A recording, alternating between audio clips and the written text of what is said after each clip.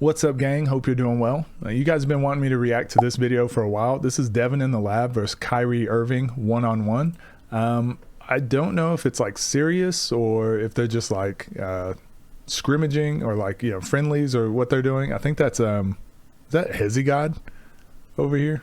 Kyrie Irving is noticed one. So we'll see. We'll give it a watch and we'll give our best thoughts. One-on-one players to ever play the game, and I was able to spar with him. So today, I'm going to give you guys an inside look on the experience, and then at the end, I'm going to give him his ranking.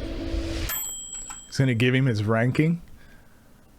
I'm going to, spoiler alert, if it's not an S, then I probably can't take anything Dev says serious ever again. So first, pretty sure it's going to be an S. Kyrie came to work out, but he was still injured from his incident with Giannis during his time with Brooklyn. He was also underweight and trying to get back in shape. With that being said, let's start with his offense. So he was just coming to do a workout, it looks like. Okay. You may think Kyrie was going to come in and doing a bunch of crossovers, shifting this left to right. Nah, he was just getting to his spots.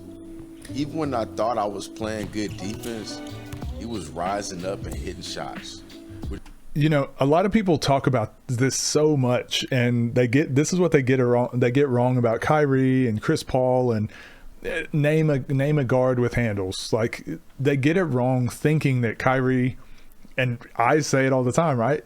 It's not the move. So people will break down, oh, this Kyrie Irving double behind the back into a step back into a shot fake step through. It's not the move, it's the movement with Kyrie. So for him, he's doing these things, playing the footsies game, playing neutral. He's just trying to get you off balance, get you out of position, and then he goes. Or he's trying to get you reaching, and he's going to use your hand against you. But he's really, all of that, he's also still just getting to his spot. So he's playing these angles that we always talk about. He just gets to his spot, and then he can rise up, step through, jump stop. It's all, for as complicated as it is what Kyrie does when he's dribbling the ball and all of his footwork and angles and everything he does, it's very, very simple. And I watched him play at Duke. He only played a few games because of injuries, and everyone was saying like, yeah, he'll probably be #1 pick in the draft. He's so good. And I watched him and was like, I don't think he's that good. And it was because it was so basic and simple. So I misjudged him just because how simple his game looked. And then once you actually watch him, once he got to the NBA and all that, it was like, oh, I get it. Leads me to tough shot making. He was so good at fading, fully under control, right leg up to impede you from getting to the ball. Also, the ball was so far back that if you got through his leg, you probably end up fouling him on his elbow.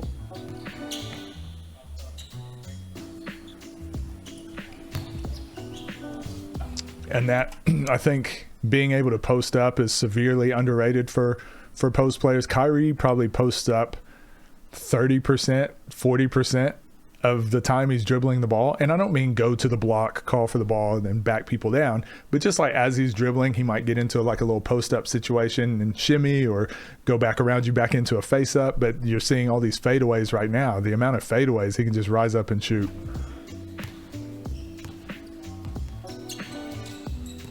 He was shooting them completely comfortable. Never saw us on the shot.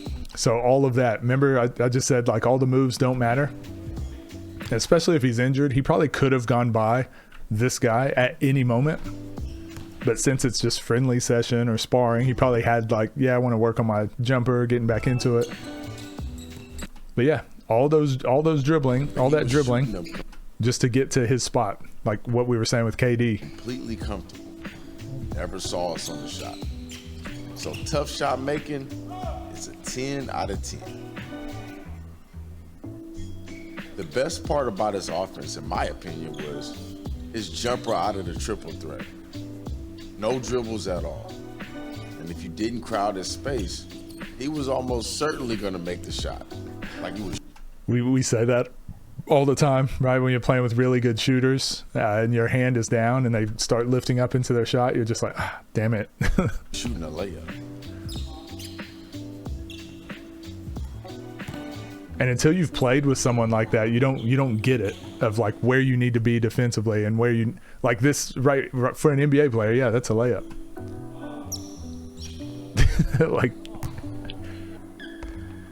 And good player, like, so now if you crowd his space, well, now he goes around you, and it's like, well, how do you stop that? It's like, yeah, that's the point. You don't.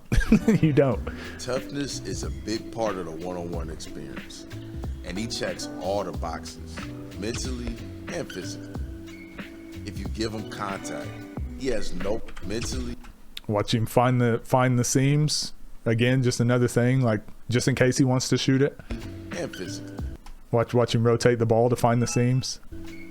If you give him contact. So he can, if he does want to shoot it now, he gets like that good laces feel. No problem accepting it and going through it. As a matter of fact, he was looking for more and more contact. We all sensed it. Then no matter if we missed a shot, he was never rattled, never complained, just moved on to the next play. So his toughness, absolutely 10 out of 10. I had to learn this overseas for sure, but like people, they won't call this. They'll call this in the NBA. Overseas, they won't. But guys like Kobe, they stopped calling it for Kobe. They weren't calling it for like Jordan. A lot of players that shoot these shots, and I had to learn how to use my elbow to clear that space, because if someone hits your elbow, typically they'll remove their hand too. So instead of going into your shot like this and then that messing up your shot, because it's really hard to shoot with that, with people hitting your hand as you're shooting, but instead go up strong, boom, hit their hand to get that space, and then shoot your normal shot. It took me a long time to learn. That's what Kyrie does here. See, that, like, the contact happened, and now this is a normal shot. So he's not shooting through the contact, he's going through the contact and then getting into a shot. Now it's just a normal jumper. But then you're also probably shooting free throws in the NBA. His finishing. First of all, I'm pretty sure you all know what I'm going to give him when it comes to finishing. Did Hezzy just die? Sure, you all know what I'm going to. He was trying to get to that too. Oh my gosh! When it comes to finishing, you got to understand. Back spasms. Than all of us, and his arms are longer than I thought they were. And then on top of that, he could finish with both hands. Now, as he's going through all the contact and then finish with both hands. Longer than I thought they were. Man, this is really good. All the one-on-one stuff we watch. And then this is where Kyrie's handle, I didn't understand it as a young player. Now, obviously, as a coach, someone that's like played quite a bit and studied the game, now I get it. Remember the behind the back dribble. It doesn't matter about this dribble, but it's how quickly can you get the next dribble out, or how quickly can you get into your shot from here. This is where Kyrie, like, he's in an athletic stance now, and then as soon as he grabs this, he can cross back right, he can shoot, he can back up, he can go anywhere he wants. And now he's just reading Hezzy God, and because he goes for that reach, he's going to swipe through, outside foot, outside step, right, to get past him. Now he's got his shoulders and his hips past the defender. Hezzy has to open up. Like, he's already got him beat. And then he takes the angle to cut him off as well. And now he can finish left or right. Going through all the content. All the stuff we talk about. This is elite. He can finish with both hands. Outside step. Boom. Now, as he's going through all the contact and then elevating, he has such a soft touch on the shot. Crossover step. So when you guys are like, oh, so you only advocate for onside set. No, you have to have them all. But they work together.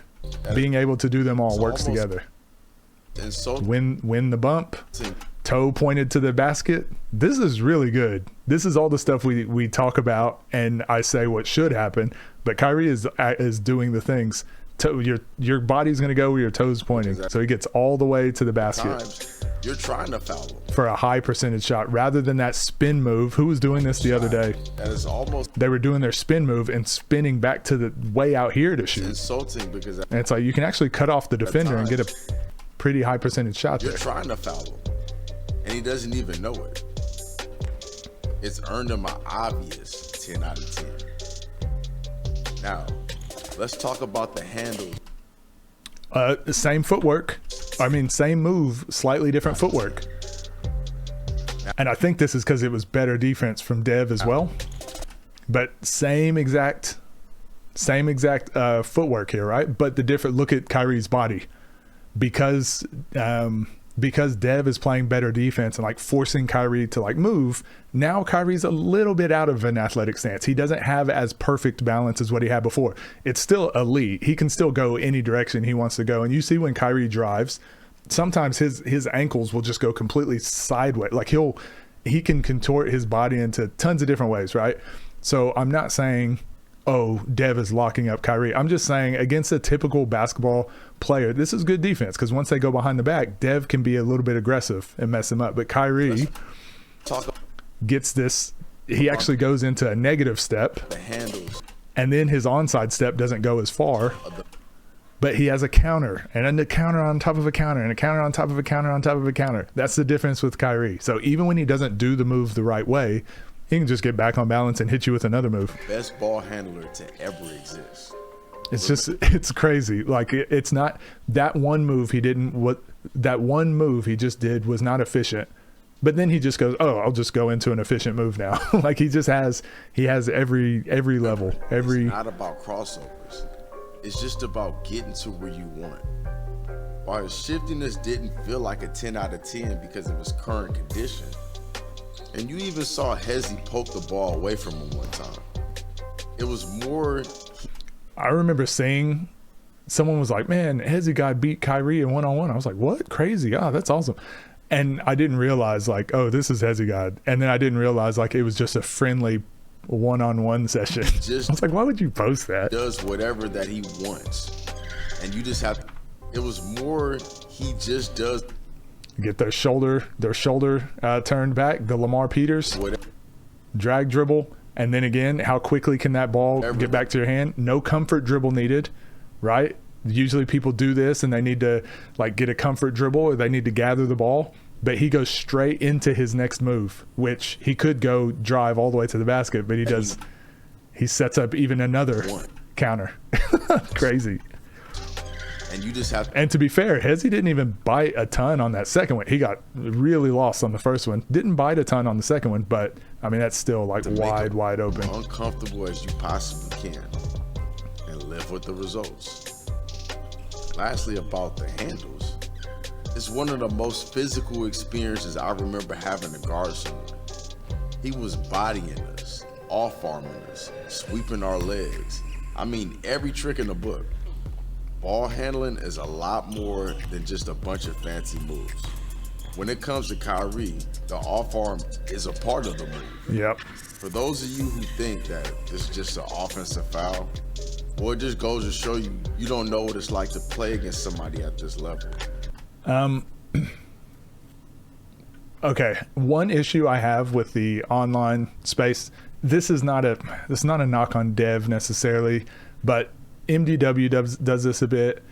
Dev does it a bit, where like there is a good point to be made here. There's a really good point to be made here. Like a lot of people do think this is an offensive foul, but Dev's justification for it is, well, if you think it's a foul, you just don't know what it's like to play at this level. It's like, yes, but that's just an unsatisfying answer.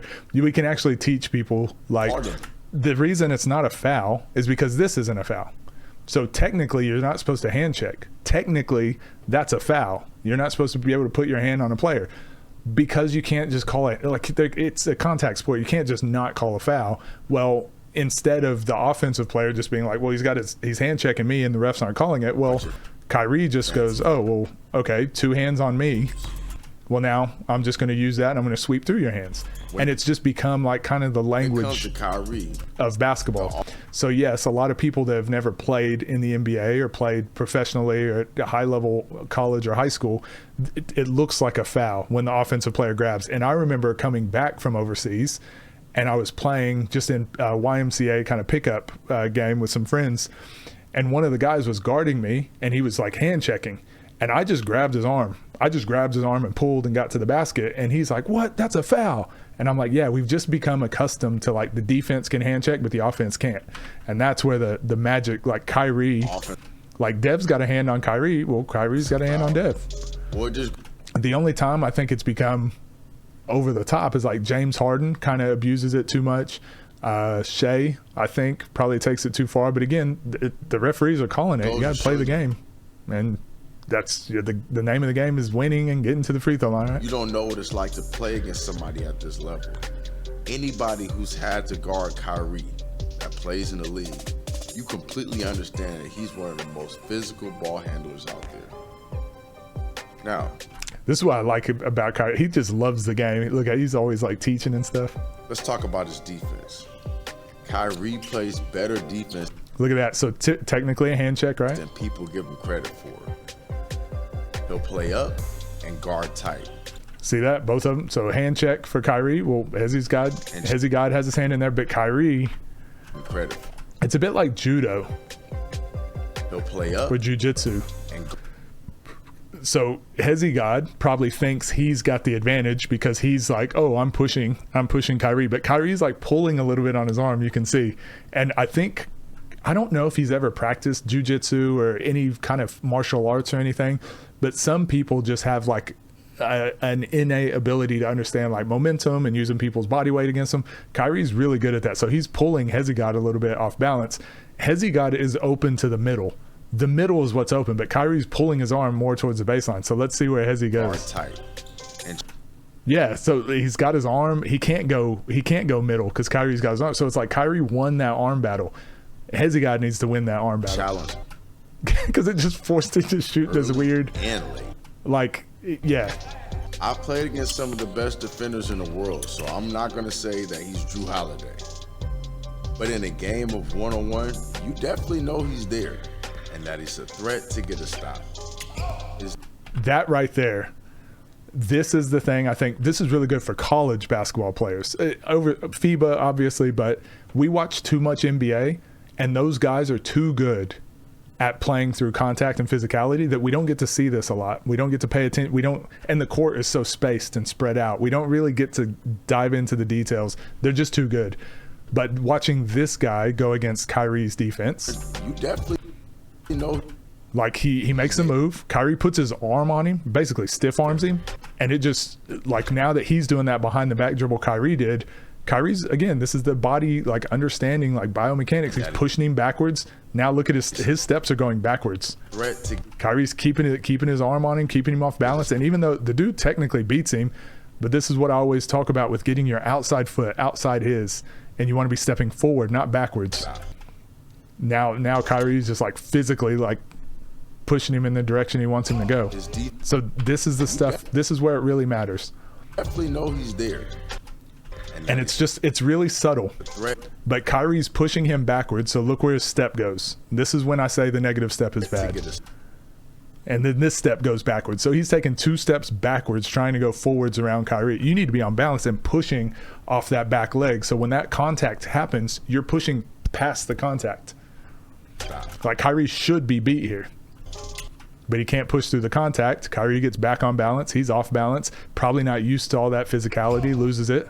That's normal for people that aren't used to that. His defense on that day was an 8 out of 10 during my experience.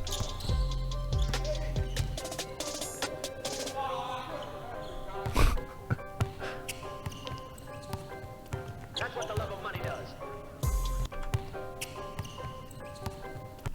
And look at the difference. Like Dev's first step, even though it's his crossover step, and so it's tough to get around people with the crossover step. This is why I always say I prefer the onside step, but sometimes this happens.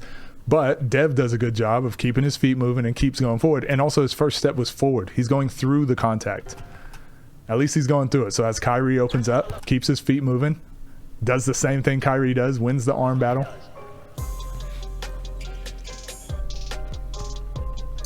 Now, with all that said, it's time for a rank.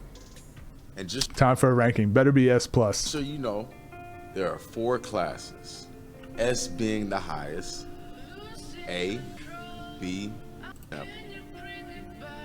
Kyrie is the best that it gets. He's an S class 3-star. Now let's be honest.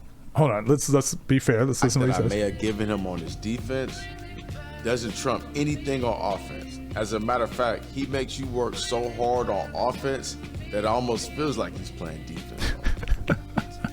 Now, if you agree or disagree, comment below. And also, Let me know who you want me to rank next. All right, so I disagree, Dev. I disagree. If S-class 3-star is as high as it gets, I understand. If I made this video, I would put Kyrie in the same spot because I think there's two ways to look about it. Is Kyrie the best one-on-one player in the world? Probably not. And no knock on Kyrie, but I just think we're forgetting, like, oh yeah, there's also like Giannis, there's also like Anthony Davis and Joel Embiid, and like size and athleticism at some point does make it like very difficult. Kevin Durant, you know, guys like that.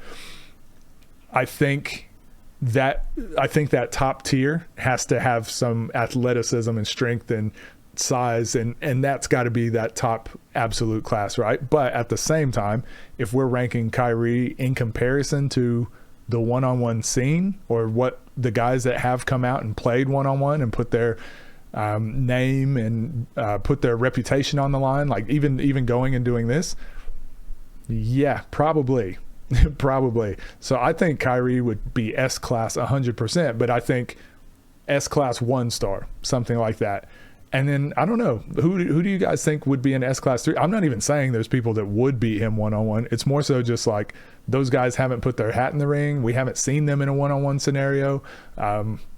So I'm reserving those other 2 stars for just in case Giannis was playing, you know, just in case. Shea, I think Shea would be up there as well. That'd be interesting to watch. So yeah, what do you guys think? I thought this was really good. I always love Dev's videos. Go like and subscribe, all of his stuff, InTheLab, and Kyrie as well. He's done a lot for basketball. I know he has a lot of goofy like political stuff sometimes, and he's going on his own journey and he's trying to learn. But when it comes to the game of basketball, I don't know if there's many people more currently that love the game more, and teaching and putting it, like what he's done for the one-on-one space, even while he's injured. He's like streaming and watching games and all that, I'm pretty sure. So I think Kyrie's awesome. I have no problem with the ranking. Like I said, I was just trying to add more value or add more to the conversation. But yeah, I think Dev's right here. This is really good. I appreciate it. Thank you guys for sending that through. Also, it was a fun watch. So see you guys in the next video.